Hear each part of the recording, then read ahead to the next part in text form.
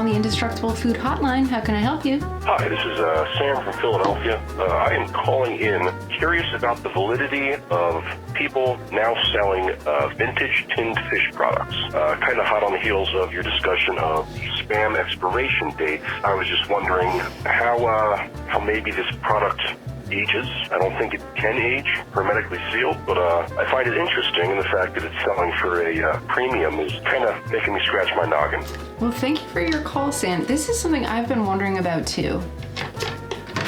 First of all, yes, there is a booming vintage fish trade going on. I personally have not taken part in it, but luckily for me, those who have are not shy. There are a ton of articles online about people who purposely eat canned fish years after the expiration date. I'm going to concentrate on sardines here because they happen to be a favorite of mine, and much of the documentation I found pertained to them specifically.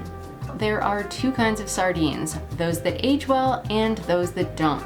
Most people point to either Spain, Portugal, or France if you're looking to tiptoe into the world of vintage tinned fish. Basically, if you start with fish that's caught at the height of the season, treat it well, pack it carefully in high quality oil, that fish has every chance of aging extremely well. Start with a subpar fish and handle it in a slipshod manner, probably not going to be a great vintage tinned fish. Many folks speak about storing sardines much as you would wine, in a dark, climate-controlled area. Some collectors swear by flipping the cans every so often, so the oil or marinade bathes the fish evenly over the years. Make no mistake, aging fish is a pastime, and one that people take seriously. But what are we waiting for? If you love sardines, you probably love them right from the grocery or specialty store. What's the point of aging them? Like anything we age, there are changes in flavor and texture over time. Even though there are no oxygen-related changes, the cans are hermetically sealed after all, the ingredients in the can are still interacting with each other, and the byproducts of those interactions, those flavors and aromas, stay in the can until you open it. Folks speak of the bones dissolving over time, leaving only tender, velvety flesh behind, of a flavor that is soft and rich in the mouth, fishier than new sardines, but more pleasant. The director of Cabaret Gonadec quoted her father-in-law saying, "You have to eat a can of sardines when it's expired." But how long should you age your fish? Premium tins of sardines that are labeled with a vintage year are generally aged at least 12 months before they're even sold. Many experts agree that you can reliably expect a premium sardine to improve over the first 5 years. After that, it can be pretty unpredictable. Should you really be investing in expensive aged cans of fish? Not necessarily. You could just buy an extra tin whenever you go out shopping and stash it in the pantry.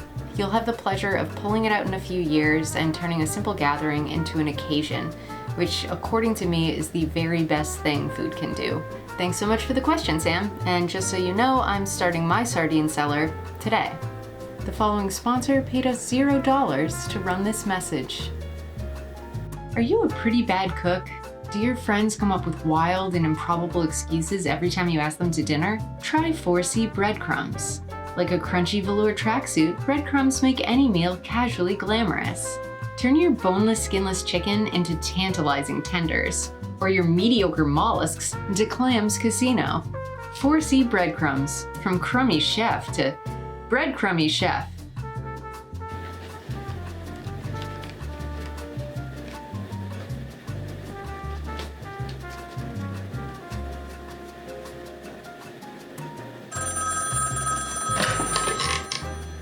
Thanks for calling the Indestructible Food Hotline. This is Sarah speaking. How can I help you? Hi, this is LH. I am calling from Everett, Massachusetts. My question is, how did they fit an entire whole chicken inside a can? Thank you. Well, thanks for the call, LH. First of all, did everybody know that you can buy a whole entire chicken in a can? You can. The one I saw most often was from a brand called Sweet Sue. As you can see, this is an entire chicken in a can. To answer LH's question, it's a very small chicken and a very big can. Now, a whole canned chicken is sort of hard to find these days, and I think there are a few good reasons why. First, foods are often canned to make them available in seasons they aren't or places they aren't, and chickens these days are pretty ubiquitous. Another reason these are getting hard to find is value. See, generally we turn to canned foods when we need an inexpensive option. These chickens go for $10 to $14. You know what a fresh rotisserie chicken costs? $7. Which leads me to another point. I know that beauty is only skin deep, but these birds often exit the can in a gelatinous mass that's hard to recognize as a bird at all. This is not something you're going to be able to roast and use as the impressive centerpiece of a family meal, no matter what the label shows. One final point, the whole chicken thing.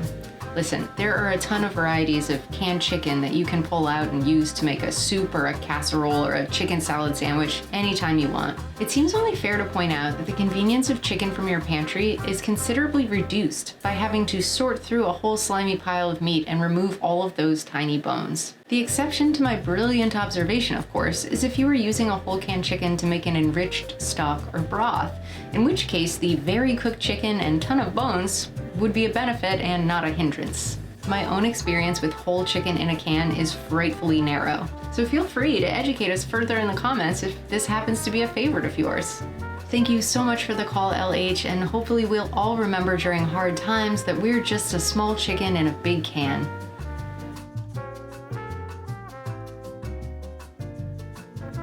Want to ask your sweetheart to marry you, but not sure how they'll react? Del Monte Deluxe Gold pineapple slices are a perfect litmus test. Simply ask them, would you like a golden ring?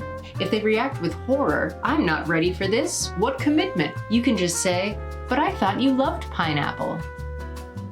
If, on the other hand, they scream, yes, oh my God, yes, you can give them the engagement ring from your other pocket. Del Monte Deluxe Gold pineapple slices. Either way, a pretty good day. Thanks again for joining us for another episode of the Indestructible Food Hotline. I'd like to thank our callers for today and everyone who has called the hotline so far. I have a big pile of good questions that will be in upcoming episodes, so if you're waiting for yours to come up, don't lose hope. If you've thought of a few questions but haven't gotten up the gumption to call yet, now's your time. The number is 978-CAN-FOOD, and dude, it's an answering machine. You don't even have to talk to me direct. I hope you all have a great time till I catch up with you next week and enjoy an exciting variety of shelf-stable foods.